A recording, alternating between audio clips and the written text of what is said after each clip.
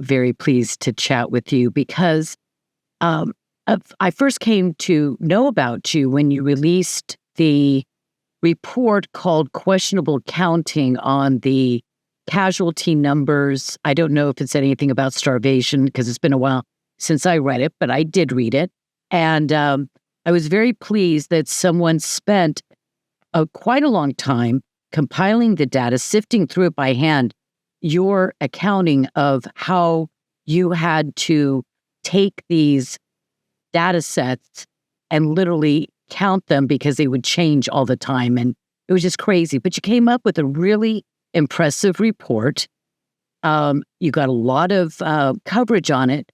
But in a way, oddly enough, it just occurs to me that it just sort of goes away to people like Piers Morgan and 95% of the media, as if what is the casualty number supposed to be per Gaza? I mean, Hamas in Gaza today? Last time I checked, it was 56,000. Yeah, it just keeps going up like madly. So I saw you and I saw a couple of your interviews. And so I'm really pleased to have you on and to have a conversation about Gaza, Iran, Israel. Yeah, sounds good. Thank you very much for inviting me. I appreciate the opportunity to talk about this. Give me a quick backgrounder on, just your background, your career. Yeah, so I served for 16 years in the British Army. I was in the infantry and then airborne infantry, and I did a tour of Afghanistan with the US Army Special Forces. So I was an honorary Green Beret for 6 months.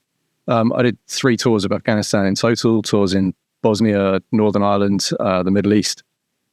And then I left the army to become an academic for the army. So they re-employed me at the Royal Military Academy, Sandhurst, which is the British equivalent to West Point. So I was there for a few years, and then I went to work for the Henry Jackson Society, which is a think tank in Westminster. My focus is defense and the Middle East. Yeah, and you have, I think, 3 degrees. One is a law degree. Is that correct? Yeah. And then another in behavioral science? So no, I've worked in the behavioral science department at Sandhurst, but my master's study was in psychology. Psychology. And what was the first? So there was a second, and it was war studies and military history. So two masters and a law degree. Yeah, so you're pretty well equipped to chat about these things more so than I am.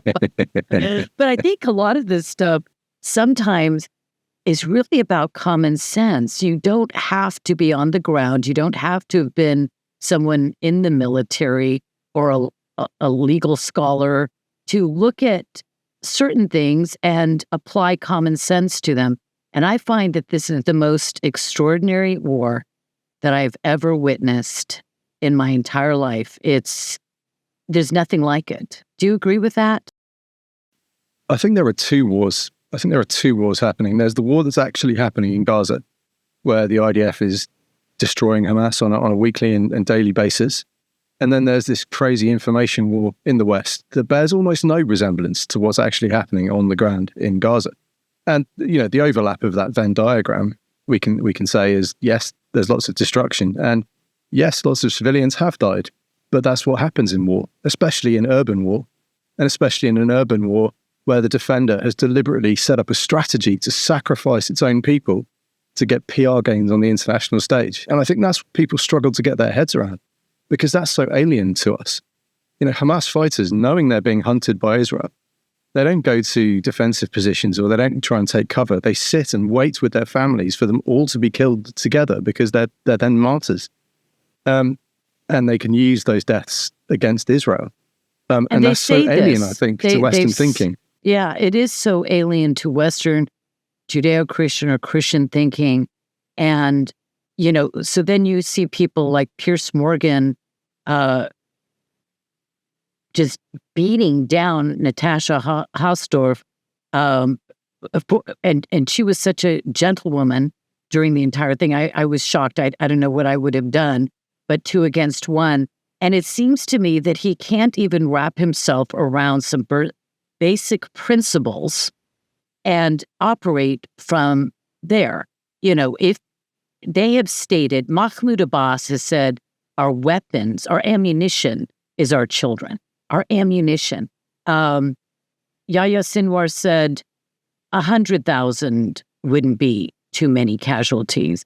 Some of their other official spokesmen have said that they would be willing to sacrifice, all of them, the entire population. I think at the time he said it was 1.5 million. And then, of course, we'll do it again and again and again. And the Hamas Charter, as well as the PLO Charter, have not been edited or amended as they claimed. And they still call for the utter annihilation of Israel. So, when does somebody like Piers Morgan, and, you're not in his head, I don't mean that, but when do people like him, and there are so many of them that I don't believe really sympathize with Hamas, but they just think that Israel and the IDF are monsters? I think the really killer quote for me is Ismail Haniyeh, who was the former political leader of Hamas that was killed in Iran in 2024. He said, "We love death as our enemies love life." And I think that really gets inside the psychology of these psychopaths. And that's the only real word for them, I think. When it comes to people like Piers Morgan, I think he is literally burning Israel for clicks. I don't think he really has a firm belief on the war. I think he's probably horrified by the images of destruction and death, as frankly anyone should be, because war is ugly. War is horrific. And I think there's no human shame in looking at those images and being genuinely appalled, because that is what happens in a war, and it's ugly. But to then extrapolate from your horror kind of an analysis that somehow Israel is doing something any differently to any other army in any other war is where I think the kind of information war is trying to take you. But it's obviously not true. And we've been spoiled, I think, in the West in many ways, because our wars, the ones I fought in, they were wars of choice. They were counterinsurgencies. They were on the other side of the world. And yes, 9/11 started the Afghanistan war and probably the Iraq war as well. But they were still wars of choice that didn't have to be fought in the way they were fought. It's very different, I think, if Mexico had crossed the border into California and slaughtered thousands of Americans and then continued to fire rockets into California and then presented effectively an existential threat to the United States, and potentially trying to get Canada to join in, if we extend that analogy. I mean, I'm not saying that's going to happen, but I'm saying that's what it's like for Israel. They're two countries on their borders. They've both gone on slaughter rampages or fired thousands of rockets into their country, displacing thousands of people, killing thousands more. And to suggest that Israel is somehow overreacting some way by conducting the war in Gaza the way they have, I think is deeply unfair. And it's a standard that we don't apply to any other country in the world. I spent hours one day counting the number of rockets that have been fired at Israel from 2000 until, I won't explain details, but 2000 until 2024, some month during 2024. And it was somewhere around, it was 31,900 and some odd number.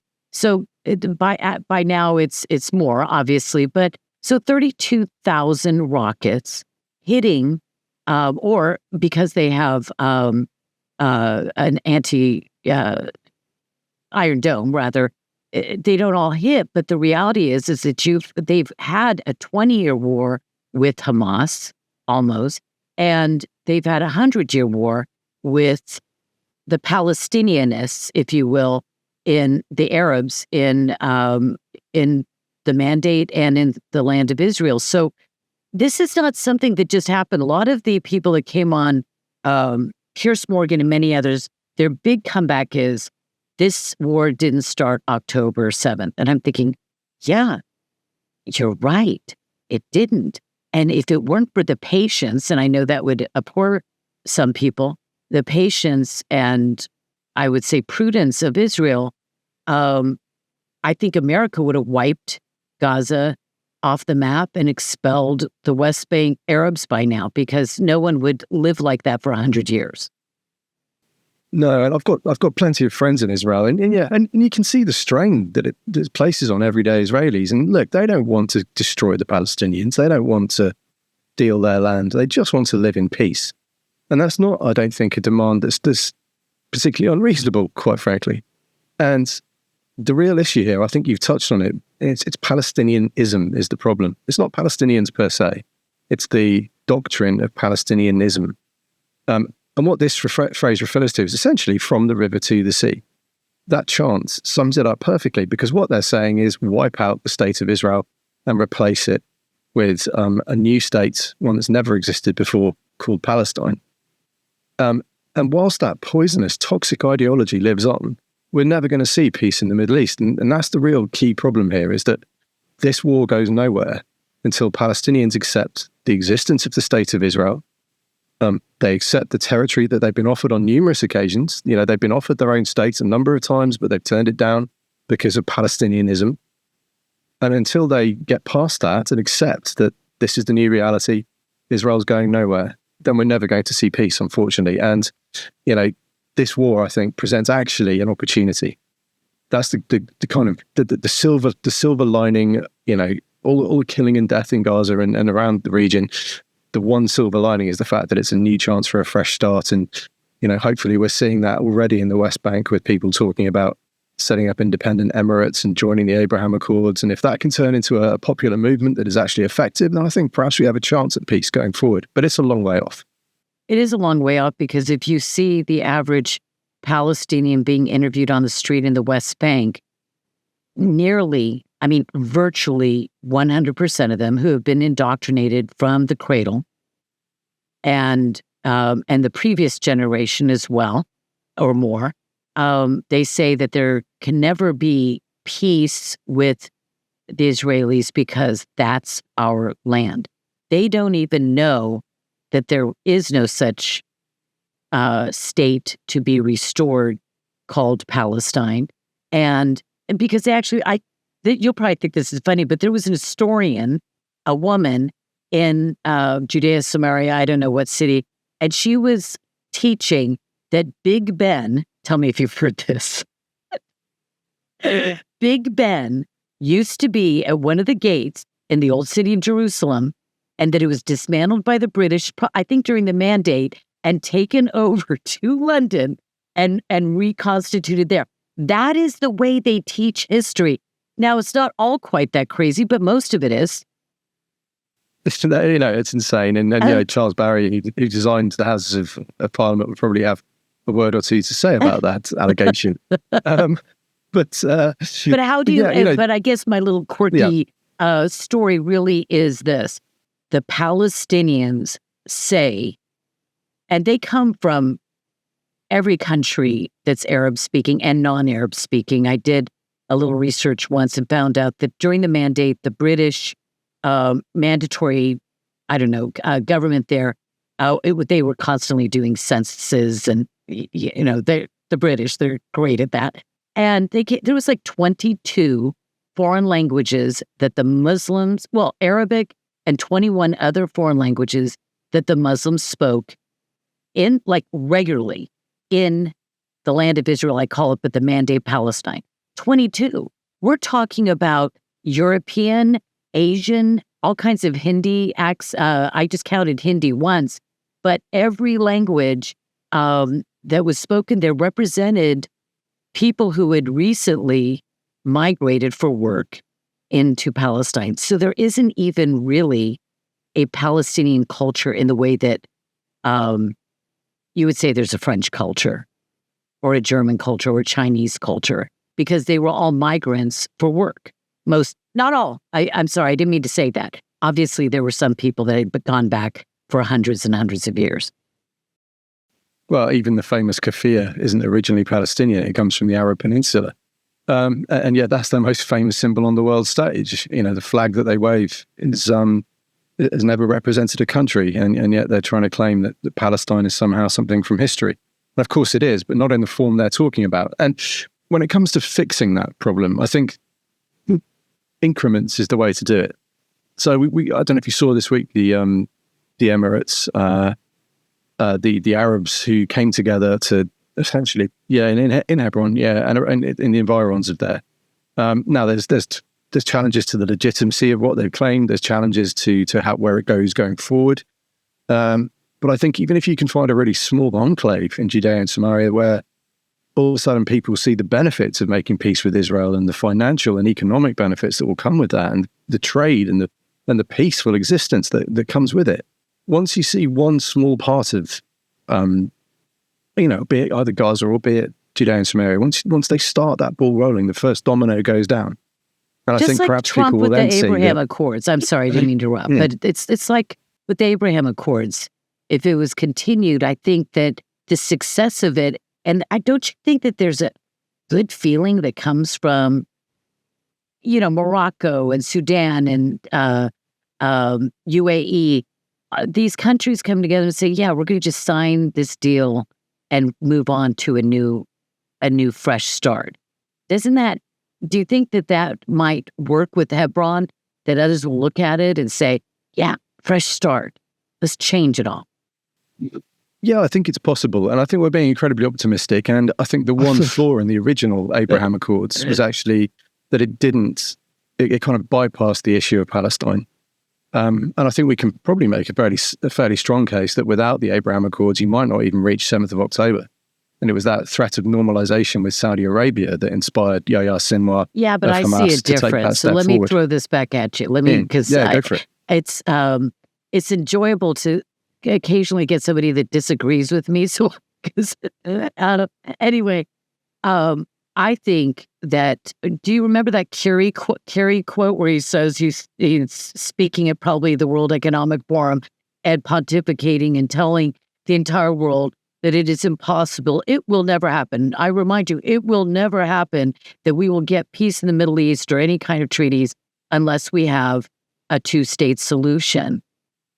But for many of us who've been studying this for a long, long time and see it as a 100-year to a 1,300-year war, we think that the two-state solution, because of the inability to defend a 9-mile corridor with the Palestinians having complete sovereignty over the Judean hills right above Tel Aviv and the airports and all the rest, we see that as an impossibility. So, I mean, the Abraham Accords coming in spite of it, don't you think that's a benefit because it shows that old paradigm? Or are you a two-stater and like firmly in that camp? No, I'm more of a kind of 16-stater. I think the United Palestinian Emirates is probably the way forward here, where they start off as individual statelets, and then further down the line, and we're talking decades, once peace has been established for the most part, because I don't think it will ever be fully established, but there's certainly stepping stones to get there. Once that happens, perhaps there could be a state of a United Palestinian Emirates that comes out of the back of it. But I think no. I think a two-state solution is dead in the water after 7th of October. I don't see any way that you can realistically ask Israel, as you say, to have that right on their border without any firm commitments to peace and prosperity, because it would just be suicide as a country right now. There's no guarantee that Hamas are going to be removed from Gaza. There's no guarantee that even if Hamas is removed, that anyone else is going to feel any differently about Israel, and that reconstruction isn't going to be turned into terror tunnels again. And, there are so many waypoints to pass here before you have any kind of settlement in Gaza that's amicable or amenable to the Israelis. So to say two-state solution now is just, it's asking Israel to commit suicide, and it's just not going to happen. So I fully agree with you on the two-state, but I do think there is millions of people in those areas who do have grievances. Whether you think they're correct or not is by the by. The grievance is there, and that needs to be addressed. That needs to be addressed somehow, unless you fully export them from those areas, which of course comes with a host of ethical and legal challenges. I'm not saying that that's like the ideal solution.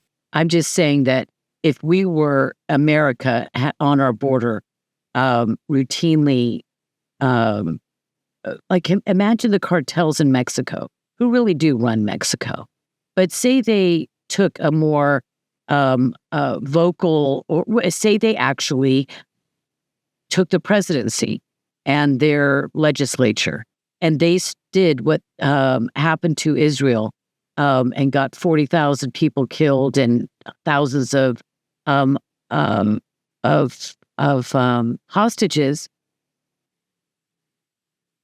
We would literally annihilate them. And by the way, yeah, I'd be right there with them, because no one's going to do that to our children and our women and our old people and sit there and to do it for 30 years. So I didn't mean, when I kind of mentioned that before, that I'm not in favor of just wholesale expelling people. But the West Bank, I think, is interesting. It's really called Judea and Samaria, and I think it's being ignored.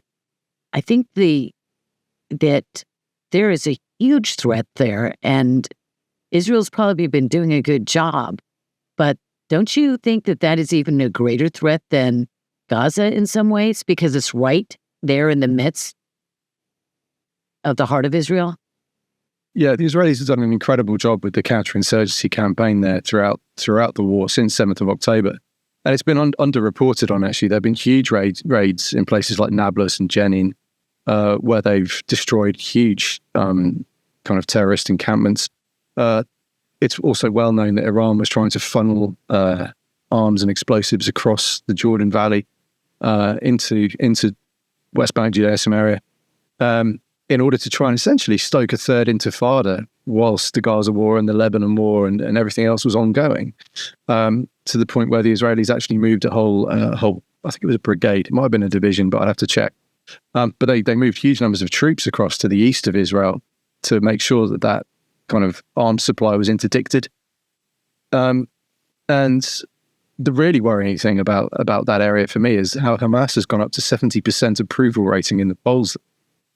The Palestinian Authority is corrupt, it's aging, its hold on power is relatively tenuous. Obviously they've not had an election for a long time. Abu Mazen Abbas is kind of weak right now.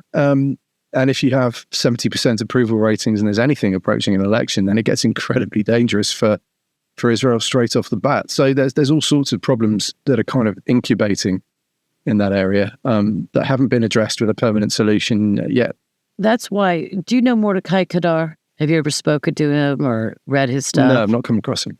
Yeah, he's the one that originally, I think, because when I first saw his plan for the Emirates, I thought, why is it that the most obvious things sometimes take so long for somebody to figure it out, and then nobody even just goes with it? But of course, circumstance, it's easy to second guess. But having those Emirates, the whole point to it, and have you read former Ambassador David Friedman's book on one Jewish state? I think that's what it's called. But anyway, he was proposing something like this. We have Puerto Rico. They do not vote in our national elections. But in every other way, they're pretty much looked at like Americans, and they have so many benefits of being American, but they're not a state within America, and they can't vote, and they don't have seats in our Congress. And Mordecai Kadar was emphasizing, on the other hand, that Arab society and Muslim society is inherently or vastly tribal-based.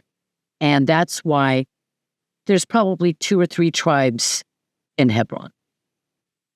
And you can control, what I'm talking about, not Israel, but the Arabs there can control a small population like that, relatively small, and their kids and grandkids and great-grandkids are not going to go up against the chief of their tribe. So if he says no terrorism, there won't be any terrorism. And so that's what Mordecai Kadar was saying, 2 or 3 in Gaza, 4, 5, 6 in the West Bank. And have you heard anything about furthering that ideal beyond the Hebron break news story? Yeah, we're seeing that in Gaza already. Of course, I am familiar with Kadar's work. The really interesting thing I think Israel is trying is to empower some of those clans in Gaza to actually take the fight to Hamas. And I think if we look at this through a Western counterinsurgency lens, now stand fast the fact that our counterinsurgency has not been successful since 2001. But there is, I think, poor kind of ethos behind it, which says you have to separate the insurgent from the population. It goes back to Mao's quotes, Chairman Mao, who said that the insurgent swims through the people like a fish swims through the sea. And you have to trying to find a way to sort of make that separation happen. Now, the first way Israel's doing that is through the aid, because Hamas was leveraging the aid to control the people of Gaza and obviously to keep their fighters fed and to keep them paid by selling the aid. So that's the first step. The second one, though, is finding something else to replace.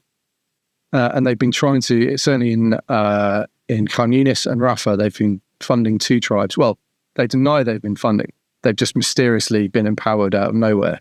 But I suspect we can safely say Israel is somewhere behind that.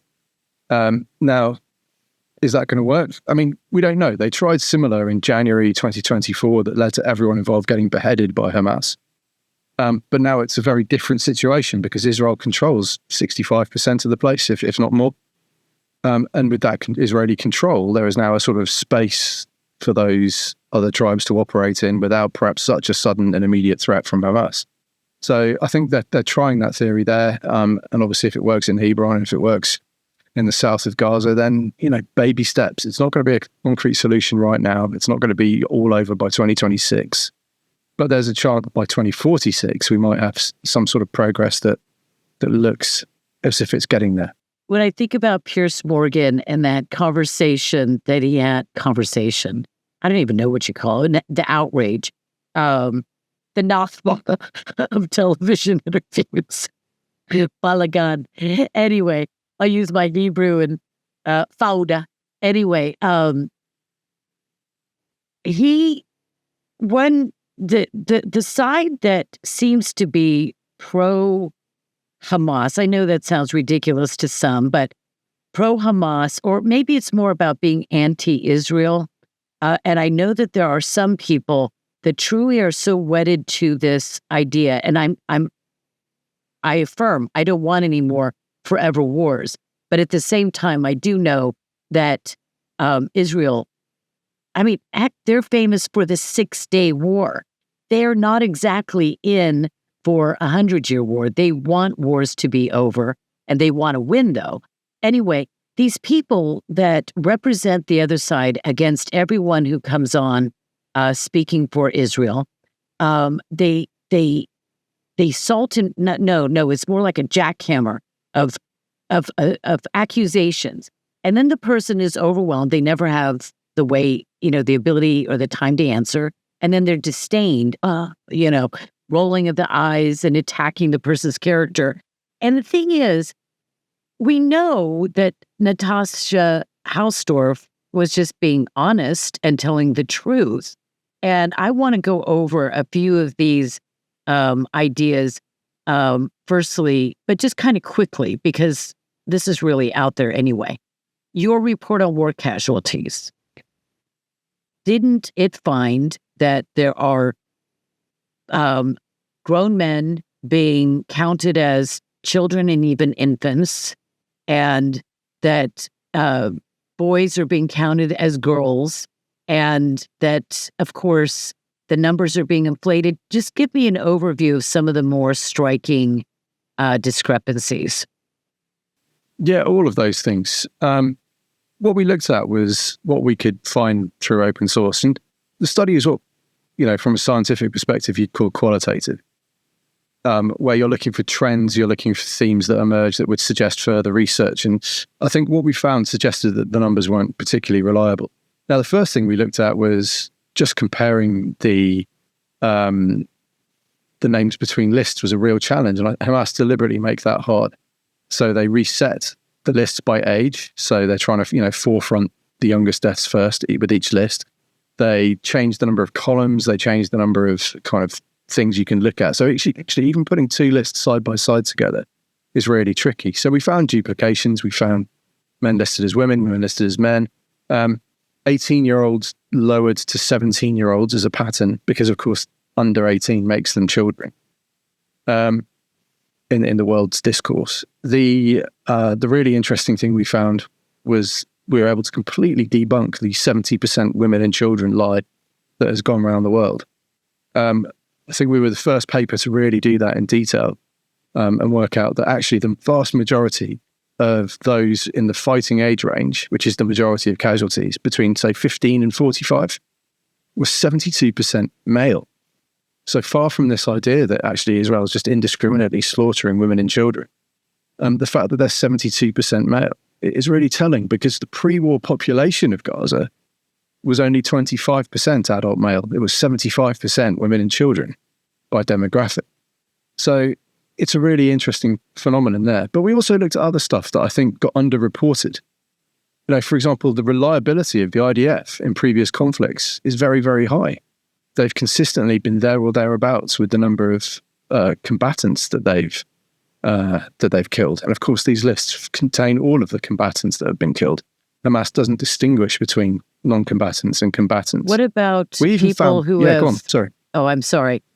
I did this little study too. I went and figured out what the mortality rates, and it didn't always show consistent numbers, but they were close for just Gaza normally in 2002, whatever, and applied that to the numbers and came up with, I think, something in my calculations is around 600 people dying a month that are just dying of cancer and got run over by a car or whatever, or a donkey. Anyway, children, old age, yeah. All kinds of things that normal people die in most other places of what you would call natural or accidental causes. And that's thousands and thousands of people. Did you find people that, how would we even know if they died of natural causes once they get put on the list? Well, there's no mechanism of death included. They just say murdered by IDF action. But we know that's not true. We found people on there who'd been killed by Hamas themselves. We found corroboration on social media that these people have been executed by Hamas, and they ended up on the list.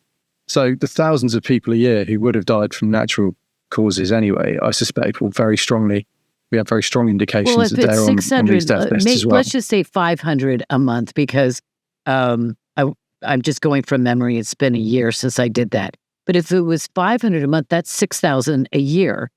So we're talking about, I don't know, 10, 12,000 people may have, say 10,000 people on that list died from natural causes. God didn't sweep in and do a miracle and no one died from natural causes. So they're on the list, are they not? Well, off the top of my head, we estimated 6,000 off the top of my head. But the best thing about my paper was that Hamas themselves validated it in March this year. They removed over 3,000 names from the list because there were errors with reliability. Now, do I believe Hamas has swept up the lists completely? No, for two reasons. Firstly, it's in their best interests to have those inflated numbers on the list. But also, it's very much the case that if they're going to take off 3,400 names, then there are almost certainly more on there that need to be taken off as well. And that's really all we said in our papers. And it was that the world's media should not be citing these figures as gospel truth because they are clearly full of errors.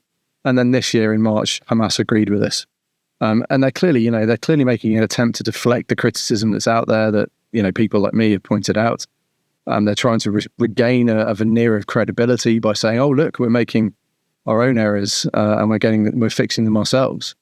But look, they've agreed with us. They deleted 3,000 names. I cannot believe for a single second there are not more.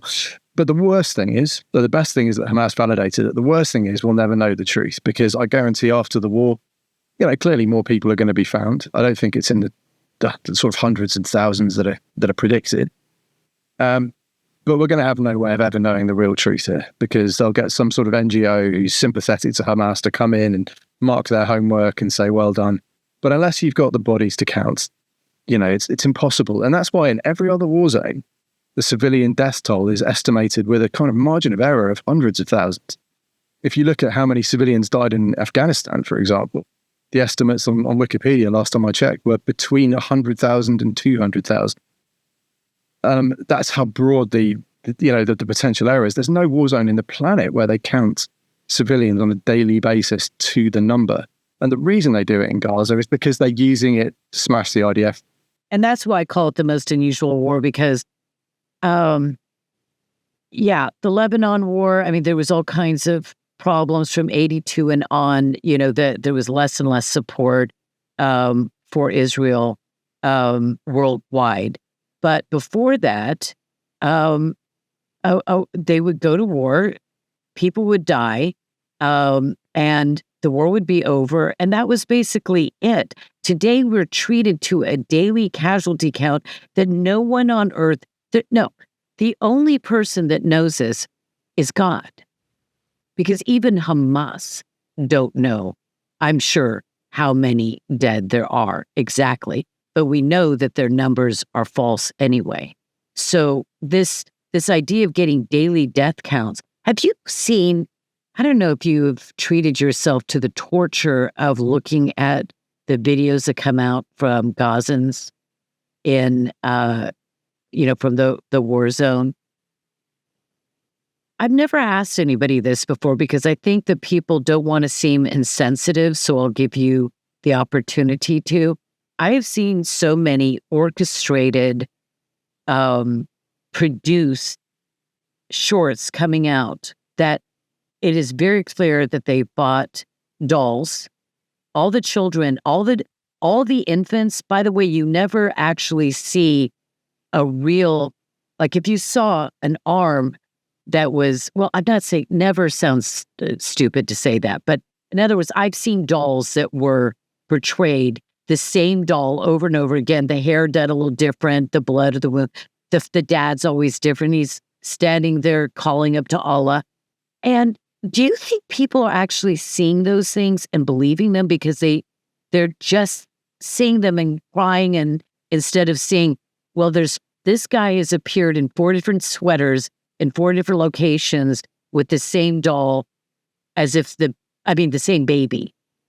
How much of that do you think is affecting the outcome of the propaganda war? It's incredibly effective. That's why they do it.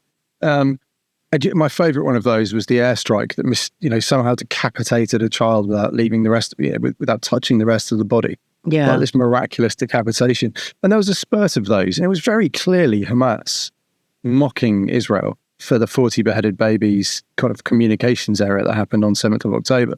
That, of course, because Israel's a country with integrity, they later clarified because it was a mistake. Yeah. But it was also, there was a spate of these, and it was blatantly just mocking Israel. It's that cruelty, because they know not only can they mock Israel, but also people will believe it. And I've been harangued online for pointing out that airstrikes don't just cleanly behead children. It's nonsense. But people do believe this, and there's a lack of knowledge. There's pushing a sort of mental open door where people want to believe it, so they do. And of course, it does bear repeating that some of the videos are real, and there are many, many dead children and women and innocent men in Gaza. Perhaps fewer innocent men. How many dead children do you think there are? Legitimate, not 14-year-old fighters, but truly dead children.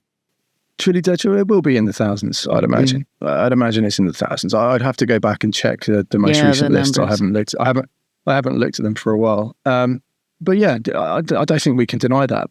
But I think we do need to put context around it and say that's the same as every war.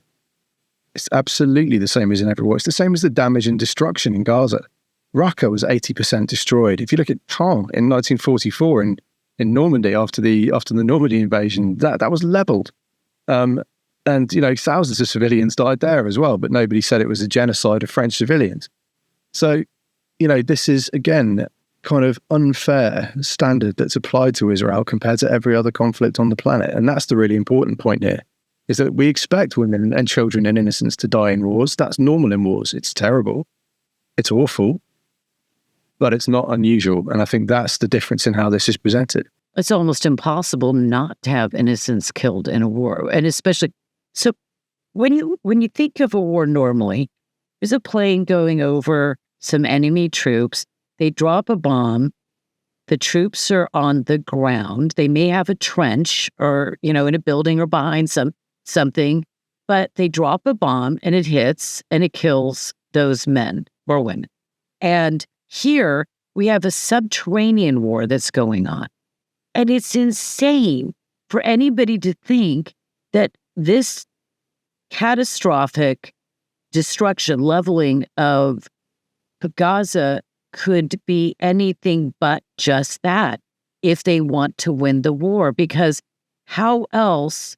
Tell me about the 500 kilometers of the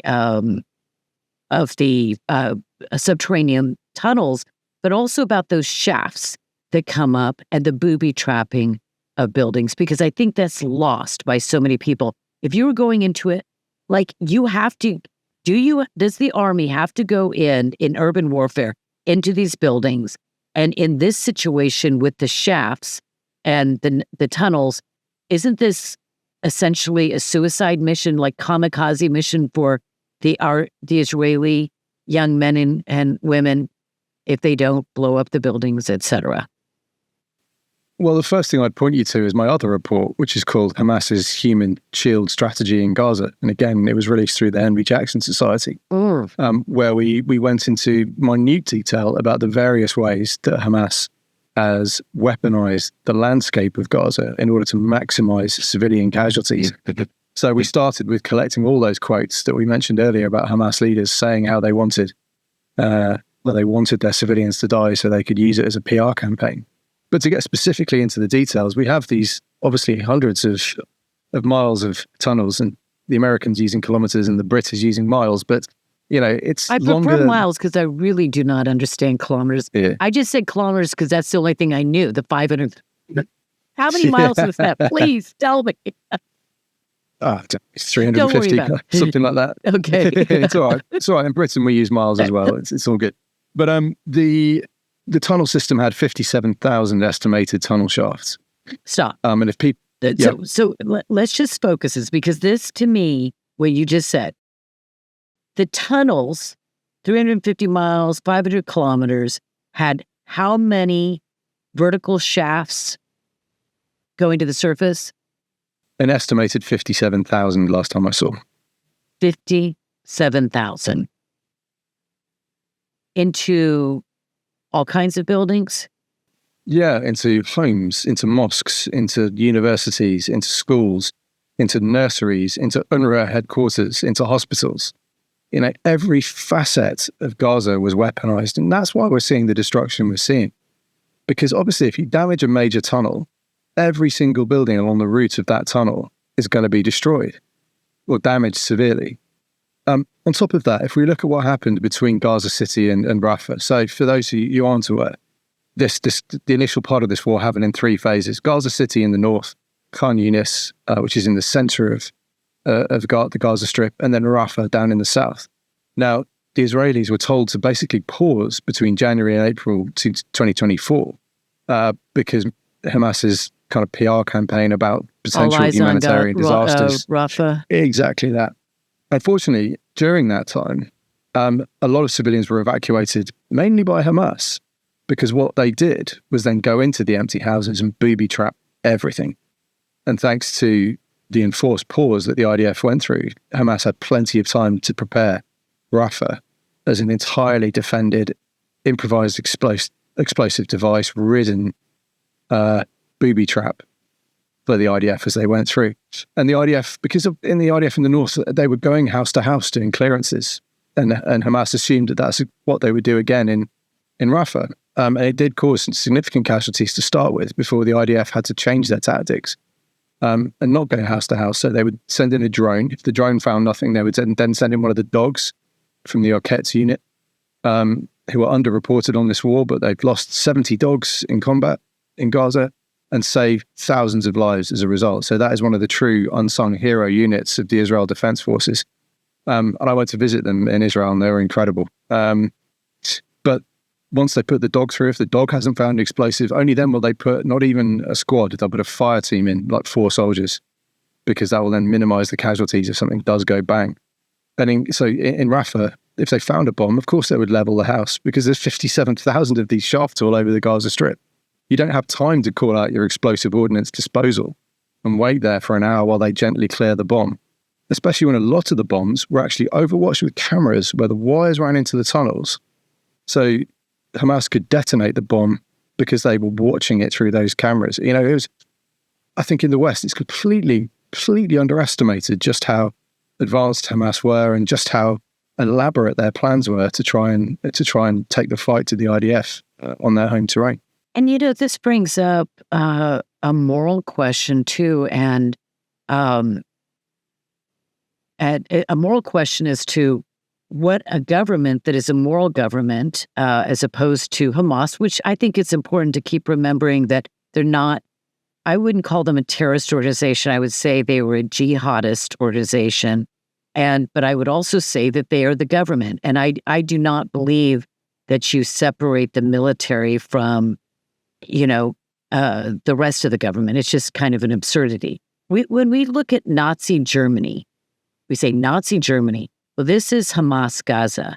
And the people prior to Israel's response were cheering and supporting for 20 years this buildup and every one of these attacks against Israel, taking captives, the bombs, all of this. They've been cheering for 18 years, what have you. There's exceptions, but the culture is pro-jihad and Jew-hating. And so anyway, the moral question I have is, I don't even understand why somebody could ever think that Israel as a government has a moral responsibility to take down an entity, a statelet, whatever you want to call Gaza, to prevent it from ever having the opportunity to do this again. They wanted to get all the way up to Tel Aviv. And I'm assuming Hezbollah was going to come down, and I know darn well the West Bank was going to be part of it as well. If the momentum had grown and that they had made some other major achievements, that would have happened. And so not only does the government have the responsibility to save the lives of its civilians and avenge them and prevent it happening again, but those men and women on the ground, I think it's strange when I keep bringing Piers up. I don't know why Piers, Dave Smith, okay? When these numbers are looked at, well, why didn't you just send in special forces? Yeah, we'll send in little teams of 3 or 4 or 10 men, and we'll just go house to house, and we will get them all blown up and mowed down and burned alive. But you know what? They're soldiers. That's their job. Do you guys in war college, do you talk about this? Who talks about the fact that we're not supposed to sacrifice our military? They're still human beings, and their job isn't to die. Their job is to defeat the enemy. Talk about that for a minute, the last few minutes we have. Yeah, it's an argument you hear all the time, is why couldn't they do in Gaza what they did in Lebanon, for example, with the airstrike campaign, the precision strikes that decapitated Hezbollah so effectively, using that, major operation as the first phase. Well, it's very simple. It's that Gaza is different to Beirut. Beirut doesn't have 500 kilometers of underground tunnels. Beirut doesn't have a weaponized landscape. Beirut doesn't have the leaders hiding underground with human shields, not only of their own people, but also Israeli hostages. Beirut didn't have war leaders hiding within the humanitarian zones in compounds like Mohammed Daif did in Al-Mawasi in Gaza, where he was killed. These are different war zones. You can't just send special forces in. The Israelis tried it once in the war. Operation Arnon, named after the officer who died liberating the hostages. That was seconds away from being a disaster. As they were exfilling, Hamas 200 fighters were descending on that location. Oh, I didn't know that number. It was only clever positioning of the Israeli reserve of an armored brigade. And airstrikes that stopped that being a complete disaster. So, the Israeli army, though, the military, aren't they there to, they have a moral obligation to their brothers in arms, and they have a moral obligation not to target civilians. But we are not the Japanese in World War II. We're not kamikaze. Not we. I'm not Israeli. Obviously, I'm American. But my point, and I'm not Jewish, even though I have an Israeli flag on my X. They don't have an obligation to commit suicide just to prevent the destruction of property. For instance, like we can't take down the buildings. We'll just have to take the risk. We may die. We can't use strategy. I mean, that doesn't make any sense. how demoralized would a military be if they knew that their commanders were sacrificing them for political purposes on the world stage? Yeah, I don't think that would be workable. Look, during my time in service, I went to the 12 funerals of friends and colleagues. I've written letters to my friends' parents, saying how sorry I am that they passed away. And that is a burden that you carry with you as a soldier. But at least you know that they had commanders who looked after them, who didn't throw their lives away carelessly, who, did everything they could to make sure there was a positive outcome to the mission. And the idea that you could throw your troops into a suicide mission of the kind that Dave Smith and his like are advocating is just ridiculous. It's not going to happen. And it just shows how detached from reality these analysts are. They really are commentating on something they don't understand at all. They don't understand the Middle East. They don't understand Israel. They don't understand conflict or war. And yet they somehow feel that they have, a valid or useful opinion on this conflict. And quite frankly, they do not. I've seen people talk about that this war has been bad for Israel because they've lost so much support in America. That doesn't mean it's permanent. That does not mean it's permanent. We are a Christian nation. I know Britain is no longer one in numbers anymore, but we are. and we support Israel for reasons more than just strategic purposes and national interests. So I don't think it's permanent. But I've seen good people talking about how this war has harmed Israel and its reputation on the national stage. Do you really take that very seriously? Because wouldn't you rather be alive than to be warmly loved in the grave? I mean, what is your thinking about Israel's loss of... Were they even loved before the war? I mean, wasn't this all the hatred just ready to spill out? Yeah, I think it was a powder keg that's been well primed. We've been around this before. Look at the headlines in 1967 condemning Israel for killing Arabs. This is not the first time this has happened. It's not going to be the last time it's happened. I think the worrying difference this time is social media and how these things can go viral.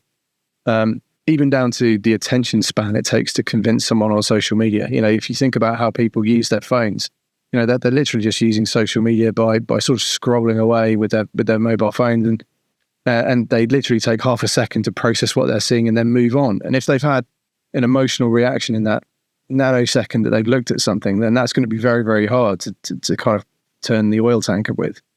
Because it's based on emotion. Elizabeth. When we're turning something, it's like, wasn't that always to turn around? Forget it. Go ahead. Well, that is our new aircraft carrier is the Queen Elizabeth II, but I think that turns faster than an oil tanker, as far as I know. But the critical point here is that it's a position based on emotion. You see something horrible, you go, "My God, that's horrible," and then you move on. Particularly if you're not hugely invested in this conflict, which actually, if we're honest, 90% of the world's population aren't particularly. There's a lot of noise from the extremes. People that don't even know what October 7th was. Not on my show, of course, but I've just just seen people. What happened in October 7th?